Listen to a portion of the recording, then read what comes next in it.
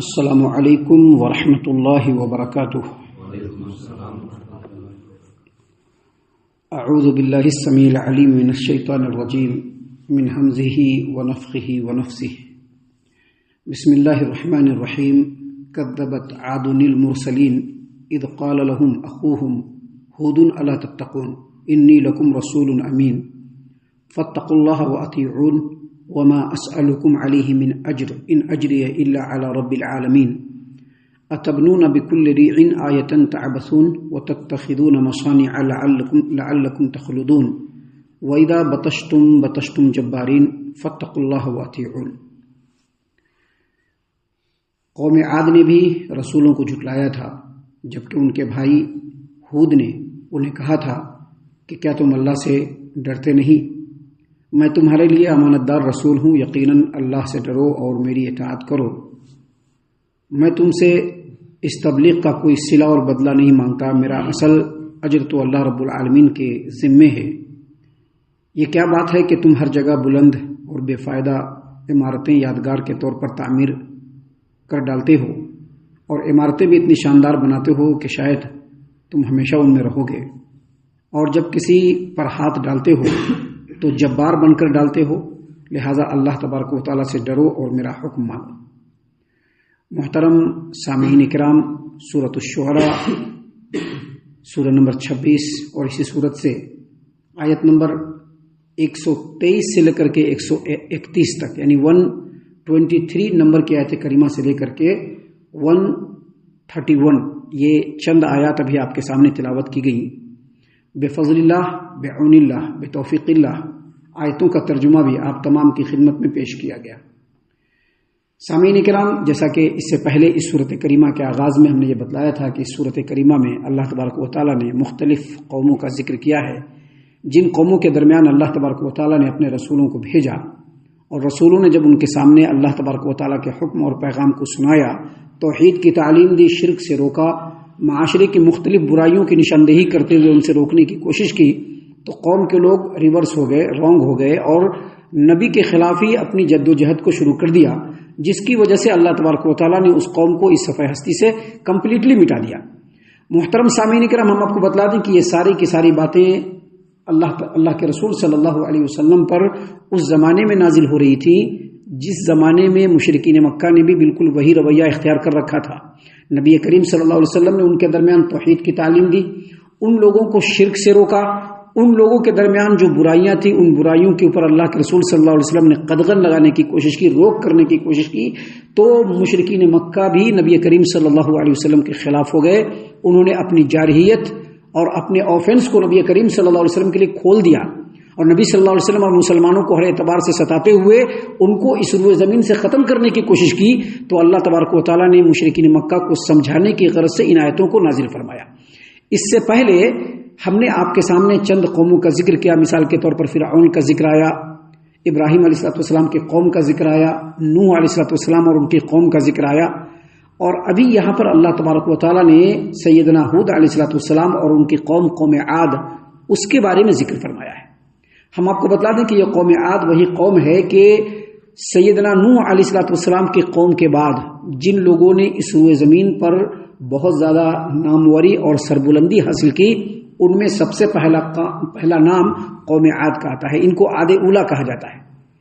یہ جو قوم تھی، اس قوم کے جو لوگ تھے وہ شرک میں مبتلا تھے، اور مختلف قسم کی برائیاں بھی ان کے درمیان تھیں، اور یہ لوگ اللہ تبارک و تعالیٰ کی ہستی کو مانتے تھے لیکن ساتھ ہی ساتھ شرک بھی کرتے تھے۔ یہ وہ قوم تھی کہ جس قوم کے لوگ بہت ہی لمبے چوڑے، ڈیل ڈول والے، بڑے مضبوط اور انتہائی سخت اور بالکل جبار قسم کے لوگ تھے۔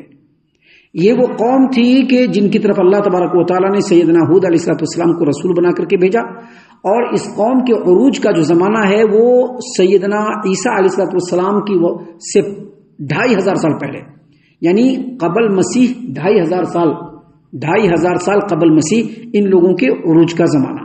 سامعین کرام، اللہ تبارک و تعالیٰ نے یہاں پر قوم عاد کا ذکر کرتے ہوئے کہا کذبت عاد المرسلین، قوم عاد نے بھی رسولوں کو جھٹلایا تھا۔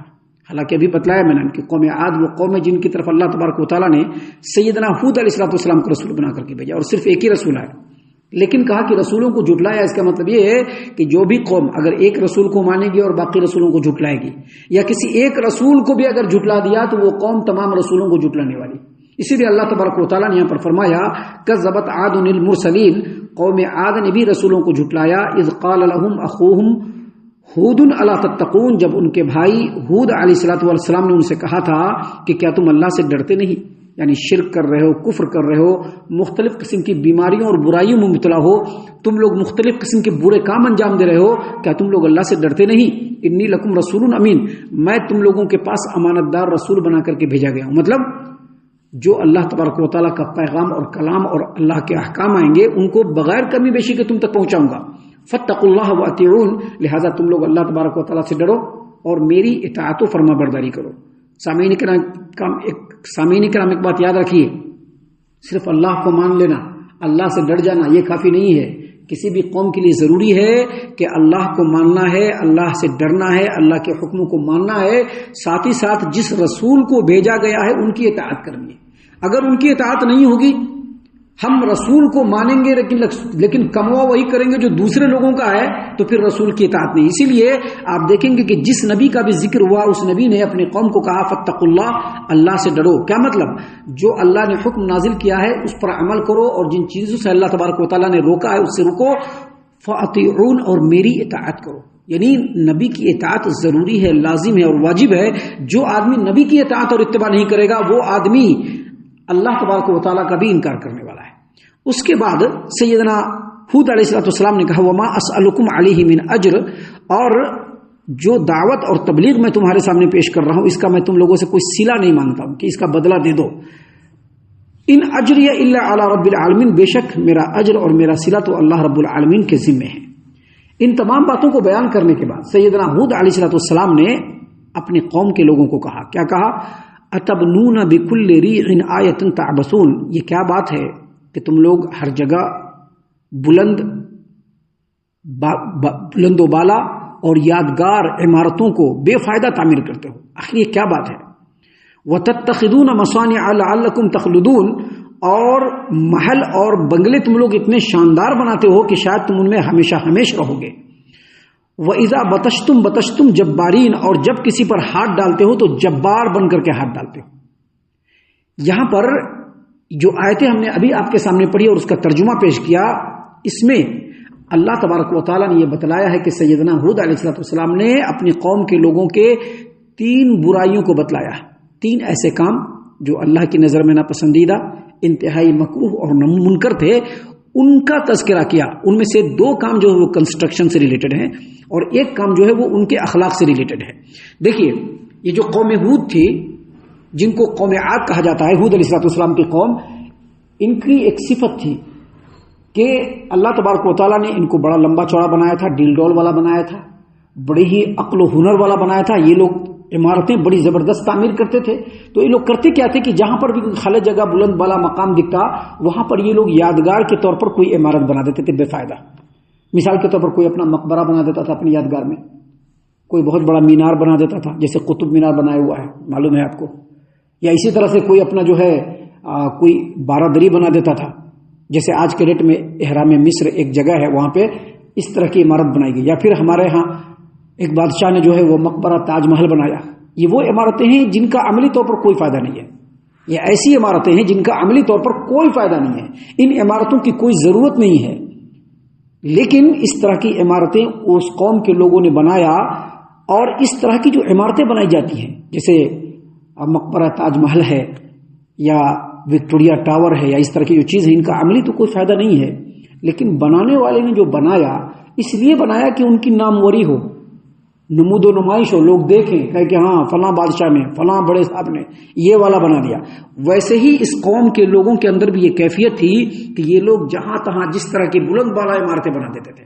اللہ تبارک و تعالیٰ نے یہاں پر بنایا، اللہ تبارک و تعالیٰ نے یہاں پر بتلایا کہ اتبنون بکل ریع آیۃ تعبثون، یہ کیا بات ہے کہ تم لوگ ہر جگہ پر بے فائدہ ایک یادگار تعمیر کر ڈالتے ہو. یہاں پر تعبثون کا جو لفظ ہے اس کو بہت سارے مفسرین نے کہا ہے کہ بیکار اور لہو و لعب اور کھیل تماشا، مطلب یہ کہ یہ لوگ بہت بڑا بڑا مینار بناتے تھے، بہت بڑی بڑی عمارتیں بناتے تھے، اور ان عمارتوں کے سب سے اونچے والے چھت پر چڑھ کر کے کبوتر بازی کیا کرتے تھے، دوسرے کھیل تماشے کیا کرتے تھے. تو اللہ تبارک و تعالیٰ نے اس سے روکا. ان لوگوں کا جو دوسرا فالٹ تھا وہ یہ تھا کہ یہ لوگ جب اپنی عمارتیں بناتے تھے، اپنا گھر بناتے تھے، اپنی رہائش بناتے تھے، تو اتنی بلند بالا عمارت اور اتنا مضبوط بناتے تھے کہ اللہ نے فرمایا وَتَتَّخِذُونَ مَصَانِعَ لَعَلَّكُمْ تَخْلُدُونَ. اور جب یہ لوگ کوئی عمارت اور تم لوگ جب عمارت بناتے ہو تو ایسی عمارت اور ایسی شاندار بناتے ہو عمارت اور اتنا مضبوط بناتے ہو کہ ایسا لگتا ہے کہ تم لوگ ہمیشہ ہمیشہ اس میں رہو گے. اس آیت کریمہ کی تفسیر میں بعض مفسرین نے کہا ہے کہ اس قوم کے لوگ جو تھے، وہ قوم کے لوگ وہ بہت زیادہ لمبے چوڑے ہوتے تھے، اسی لیے بہت بلند عمارت بناتے تھے، اور ان کی عمریں بھی بہت زیادہ ہوا کرتی تھی، اس لیے بہت مضبوط بناتے تھے. لیکن اللہ تبارک و تعالیٰ نے یہاں پر جو نکیر کی اور روکا، اس کا مطلب یہ ہے کہ یہ لوگ بہت بلند عمارت بنانے میں اور اس کو بہت مضبوط بنانے میں حد سے زیادہ آگے بڑھ جاتے تھے، مبالغہ سے کام لیتے تھے، اور یہ چیز اللہ تبارک و تعالیٰ اور شریعت کی نظر میں بالکل ناپسند ہے. اسی لیے اللہ تبارک و تعالیٰ نے فرمایا وَتَتَّخِذُونَ مَصَانِعَ لَعَلَّكُمْ تَخْلُدُونَ. اور جب تم اونچی اونچی عمارتیں بناتے ہو تو اتنی شاندار بناتے ہو کہ ایسا لگتا ہے کہ تم لوگ ہمیشہ ہمیشہ رہو گے، ازل سے ابد تک رہو گے. یہ بات بالکل نہیں. عمارت بنانا ہے اپنی ضرورت کے حساب سے بنائیے. اور اس کے بعد اللہ تبارک و تعالیٰ نے فرمایا وَإِذَا بَطَشْتُمْ بَطَشْتُمْ جَبَّارِينَ. اور جب تم کسی پر ہاتھ ڈالتے ہو تو جبار بن کر کے ڈالتے ہو. مطلب یہ ہے کہ وہ قوم اللہ تبارک و تعالیٰ نے ان کو ہر طرح سے نوازا تھا، مال و دولت سے نوازا تھا، آل و اولاد سے نوازا تھا، کنبے قبیلے تھے. اللہ تبارک و تعالیٰ نے بہت بڑا بزنس ویپار دیا تھا، بہت سارے پیسے تھے، یہ آسودہ حالی تھی، خوشحالی تھی، آرام تھا، آشائش تھی، جس کی وجہ سے ان کے اندر تکبر اور گھمنڈ بھی آ گیا تھا، جس کی وجہ سے فطرت کے اندر جو نرمی تھی وہ بالکل ختم ہو گئی تھی. جس کسی سے بھی کوئی رویہ ہوتا، کوئی سلوک ہوتا، کوئی معاملہ ہوتا، اس میں ان کے ساتھ بڑی زیادتی کر ڈالتے تھے، ہر ایک کے اوپر چڑھ دوڑتے تھے، حتیٰ کہ آس پاس کے علاقوں میں بھی ظلم و ستم کرتے تھے. اللہ تبارک و تعالیٰ نے یہاں پر فرمایا کہ وَإِذَا بَطَشْتُمْ بَطَشْتُمْ جَبَّارِينَ. اور جب تم لوگ کسی پر ہاتھ ڈالتے ہو تو جبار بن کر کے، یعنی تکبر والا بن کر کے، بہت ہی سخت بن کر کے ان پر ہاتھ ڈالتے ہو. اس سے کیا پتہ چلا؟ اس سے یہ پتہ چلا کہ انبیاء علیہ الصلوۃ والسلام کا یہ منہج تھا، ان کا یہ طریقہ تھا، ہر دور کے نبیوں کا یہ طریقہ تھا کہ جب وہ کسی قوم کے اندر نبی بن کر کے آتے تو سب سے پہلے توحید کی تعلیم دیتے، شرک سے روکتے، اللہ سے ڈرنے کی تلقین کرتے، ساتھ ہی ساتھ معاشرے کے اندر اگر کوئی برائی ہے تو اس برائی کا زبردست اپوز بھی کرتے تھے. آپ جتنے بھی انبیاء اور ان کا ذکر قرآن کریم کے اندر موجود ہے، آپ ہر نبی کے ذکر کو دیکھ لیجئے، انہوں نے صرف توحید کی تعلیم نہیں دی، صرف شرک سے نہیں روکا، بلکہ قوم کے اندر جو برائی تھی اس برائی کے اوپر بھی سخت نکیر کرتے تھے. اور یہی اصل میں دعوت کا منہج ہے. خالی لوگوں کو نماز کی طرف بلانا اور برائی سے نہیں روکنا، یا لوگ برائی کر رہے ہیں تو برائی دیکھ کر کے چپ رہ جانا، یہ مسلمانوں کا اور یہ داعیوں کا اور یہ نبیوں کا شیوا نہیں ہے. نبی کا کام یہ ہے کہ جہاں لوگوں کو نیکی کی طرف بلانا ہے، اگر برائی ہے تو بغیر اس کی رضا کو دیکھے ہوئے کہ وہ ہم سے خوش ہوگا کہ ناخوش ہوگا، اس کی برائی کو بر وقت روکنا، چاہے وہ برا مانے چاہے وہ بھلا مانے، وہ اس کی مرضی ہے. داعی کا کام ہے کہ برائی کو اس کے وقت پہ بالکل سیدھے انداز میں ٹوک دینا، بتا دینا، سمجھا دینا، جیسا کہ ہود علیہ الصلوۃ والسلام نے یہاں پر کیا. سامعین کرام، ان باتوں کو بیان کرنے کے بعد سیدنا ہود علیہ الصلوۃ والسلام نے کہا فاتقوا اللہ واطیعون. دیکھو تم لوگوں کے اندر یہ برائی ہے، تم لوگ توحید سے دور ہو، شرک پہ جمے ہوئے ہو، اللہ سے ڈرتے نہیں ہو، یہ سب تمہارے اندر برائی ہے، لہذا تمہارے لیے ضروری ہے کہ تم لوگ اللہ تبارک و تعالیٰ سے ڈرو. یعنی جو زندگی گزار رہے ہو اس میں اللہ تبارک و تعالیٰ کا تقوی اختیار کرنے کا شیوا اپناؤ، اللہ سے ڈرتے ہوئے زندگی گزارنے کا طریقہ اختیار کرو. یہ نہیں کہ بس بے شتر بے مہار جدھر چاہے جیسا من چاہے ویسے ہم زندگی گزار لیں گے، ویسا نہیں کرو. اللہ تبارک و تعالیٰ کا تقوی اختیار کرو، اللہ سے ڈرو اور میری اطاعت و فرما برداری کرو. ان باتوں کو بیان کرنے کے بعد آگے سیدنا ہود علیہ الصلوۃ والسلام نے اور بھی باتیں بیان کی ہے جو انشاءاللہ کل ہم آپ کے سامنے پیش کریں گے. ہم اللہ سے دعا کرتے ہیں کہ اللہ تعالی ہم تمام کو ان تمام باتوں کے اوپر خوب غور و فکر اور تدبر کرنے کے ساتھ ساتھ ان باتوں پر عمل کرنے کی بھی توفیق عنایت فرمائے. آمین۔ اللہ تعالی ہم تمام کو صحیح معنوں میں پکا سچا مومن مسلمان بنائے، اللہ اور اس کے رسول صلی اللہ علیہ وسلم کی اطاعت و فرما برداری کرنے والا بنائے، صحابہ کرام رضی اللہ عنہم کے طریقے پر چلنے والا بنائے، جنت الفردوس میں جگہ عطا فرمائے۔ اے اللہ ہم تمام کو جہنم سے پناہ دے، اے رب العالمین ہم تمام کو جہنم سے پناہ دے، اے مالک الملک ہم تمام کو جہنم سے پناہ دے، آمین یا رب العالمین۔ وما علینا الا البلاغ المبین۔